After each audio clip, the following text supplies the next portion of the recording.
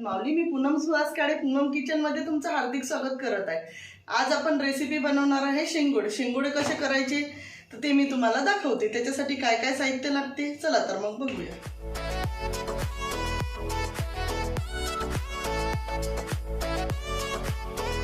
शेंगोडेसाठी आपल्याला हे गव्हाचं पीठ घेतलेलं आहे मी 4 वाटी।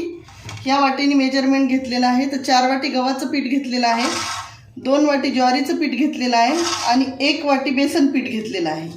आणि आता हे पूर्ण दोन्ही तिन्ही पीठ असे एकत्र करून घ्यायचे। त्याच्यासाठी आपल्याला लागणार आहे आणखी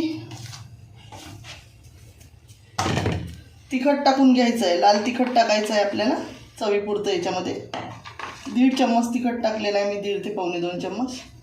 मीठ टाकायचं आहे, मीठ 1.5 चम्मच टाकलेलं आहे। परत हळद टाकायची आहे आणि हे जे तीळ आहे हे तीळ टाकायचे आहे भरपूर असे। आणि थोडी अशी कसुरी मेथी जी आहे तर ते अशी क्रश करून थोडी टाकायची आहे, जास्त नाही टाकायची पण चवीपुरती छान टाकायची, छान टेस्ट येते।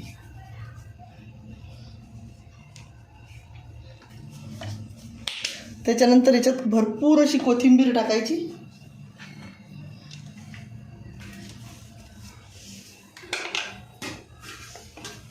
भरपूर कोथिंबीर टाकायची।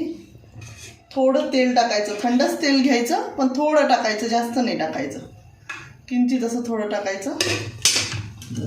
हे आता पूर्ण असं मिक्स करून घेतलेलं आहे मी, पूर्ण पीठ वगैरे तिखट हे सगळं व्यवस्थित। आणि आता आपल्याला याचा छान कणकेसारखा गोळा तयार करून घ्यायचा आहे।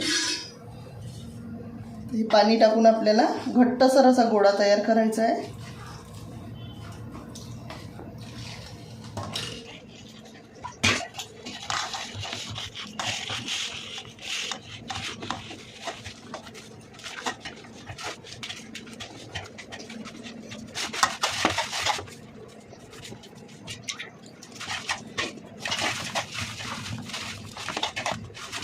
हे बघा, आता असा घट्टसर उंडा भिजवून घ्यायचा हा, जास्त पातळ नाही करायचं या उंड्याला।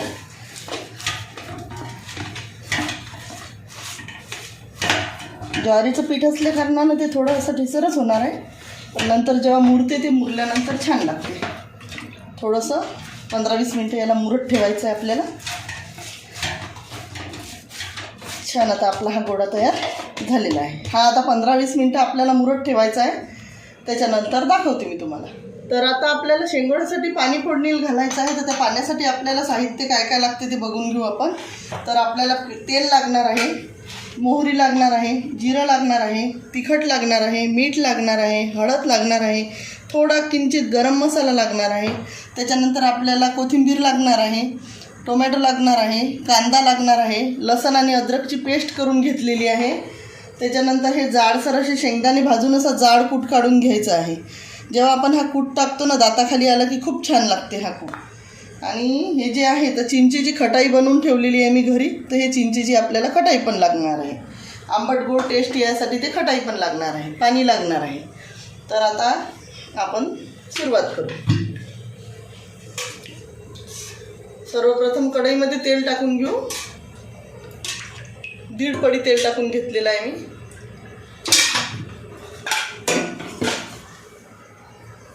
छान तेल तापू द्यायचं मस्त। तेल छान गरम झालेलं आहे आपलं। आता त्याच्यामध्ये मोहरी छान तळतळू द्यायची। मोहरीनंतर जिरं घालायचं भरपूर। जिरं घातल्यानंतर 1 चम्मच अद्रक आणि लसूणची पेस्ट घालायची, छान तळतळू द्यायची। पूर्ण हे छान फ्राय होऊ द्यायची।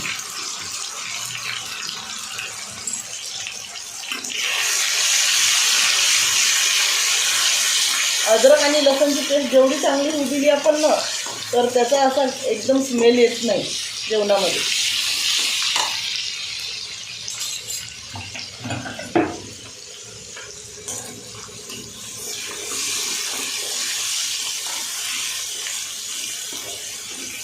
गॅस कमी करून होऊ द्यायची, ते एकदम मोठ्या गॅसवर नाही होऊ द्यायची।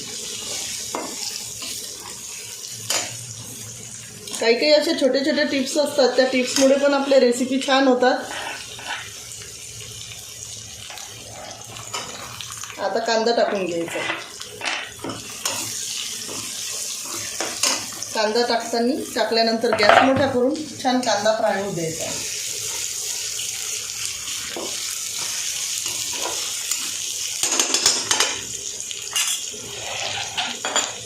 आपला कांदा फ्राय होईपर्यंत आपण बघू आपला गोळा छान तयार झालेला आहे का. मस्त गोळा तयार झालेला आहे आपला.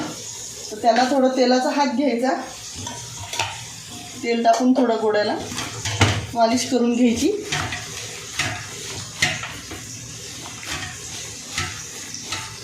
झटपट होणारा पदार्थ आहे आणि एकदम टेस्टी पदार्थ आहे.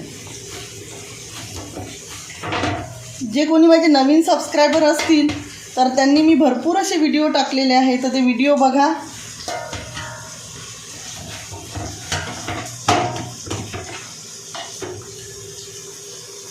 आता छान आपला हा गोळा तयार झालेला आहे. तर हे असं मस्तपैकी असं लांब लांब करायचं पोळपाटावर शेंगोळे करायसाठी.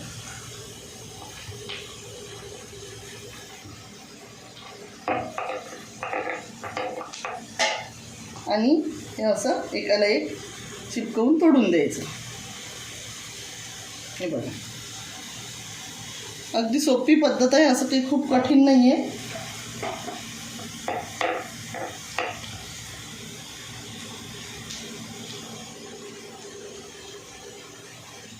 मुलं खूप आवडीने खातात हा पदार्थ.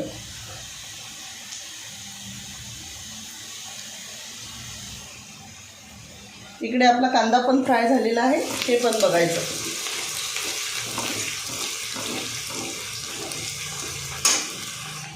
त्याच्यानंतर टोमॅटो टाकून घ्यायचे छान. हे बघा, थोडी कोथिंबीर पण टाकायची, थोडी वरतून टाकायची, थोडी फोडणीमध्ये टाकायची.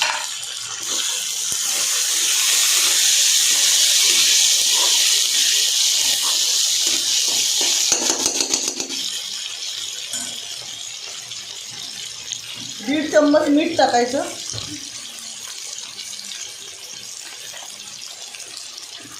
दीड चम्मच तिखट टाकायचं. अर्धा चम्मच हळद टाकायची. त्याच्यानंतर हा थोडा गरम मसाला आहे चिमूटभर, तो टाकायचा. आणि हे मस्तपैकी फ्राय होऊ द्यायची फोडणी.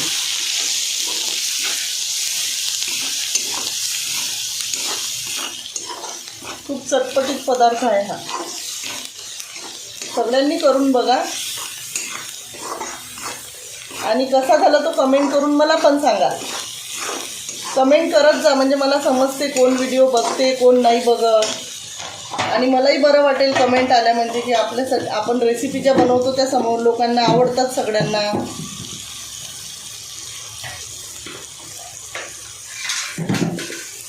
छान असं तेल सुटलेलं आहे मस्त. तर हे पाणी आहे, हे याच्यामध्ये टाकून घ्यायचं. भरपूर असं पाणी टाकावं लागते. असं पाणी टाकलेलं आहे मी. त्या पाण्याला छान आता उकळी येते. गॅस कमी करून द्यायचं, कारण आपल्याला शेंगोळे करायचे आहे आणि शेंगोळे करायला थोडा वेळ लागणारच आहे. ते शेंगोळे होईपर्यंत आपलं पूर्ण असं हे पाण्याला छान उकळी येते आणि नंतर उकळी आल्यानंतर शेंगोळे टाकायचे आहे. तर तोपर्यंत मी शेंगोळे करून घेते. पाणी बघा आता छान आपण पाणी फोडणी घातलं होतं, ते पाणी उकळी आलेलं आहे मस्त. तर त्याच्यामध्ये आपण आता हे शेंगोळे टाकून घ्यायचे आपल्याला उकळत्या पाण्यात. हे पहा, पूर्ण शेंगोळेच्या टाकून घ्यायचे आहेत.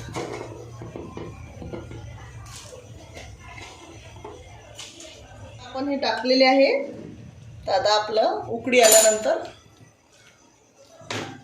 ते छान वरती येतात. उकळी आली पूर्ण मस्तपैकी उकळी आलेली आहे याला. आता हे आपल्याला आता थोडे हलवून घ्यायचे आहे, म्हणजे हे सुटसुटीत होतात पाण्यामध्ये. आणि मस्त उकळू द्यायचे. आता हे 2-3 उकड्या आल्या की हे होऊन जातात, जास्त उकडावं नाही लागत.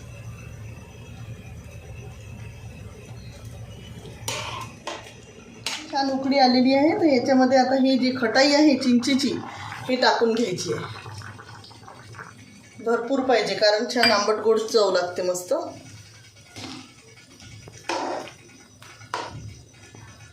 आणखी थोडा वेळ शिजू द्यावं लागते याला. आणि हे जे शेंगदाण्याचं कूट आहे आपलं, हे जे जाडसर कूट आहे, हे असं जाडसर कूट टाकून घ्यायचं.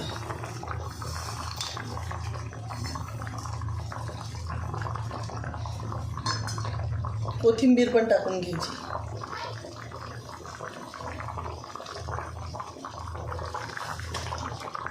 आणखी 10 मिनिट शिजू द्यायचं त्याला. हे बघा आता छान असे हे शेंगोळे मस्त शिजलेले आहेत आपले. एक नंबर शेंगोळे झालेले आहेत. हे बघा थोडं असं अंगी रस्सा ठेवायचाच, कारण रस्स्यासोबत खाल्ले ना तर खूप टेस्टी लागतात ते.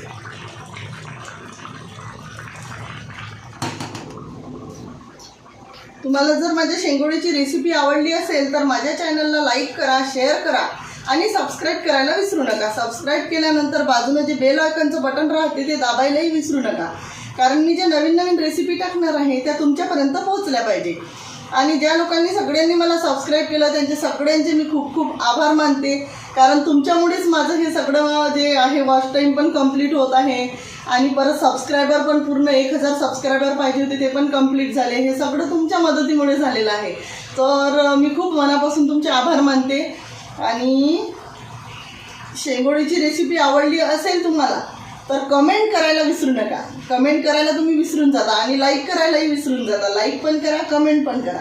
आणि माझं फेसबुकवर पण आहे, फेसबुकवर पण जाऊन बघा, इंस्टाग्रामवर पण जाऊन बघा. फॉलो करा इंस्टाग्रामवर, फेसबुकवर पूनम काळे म्हणून आहे. आणि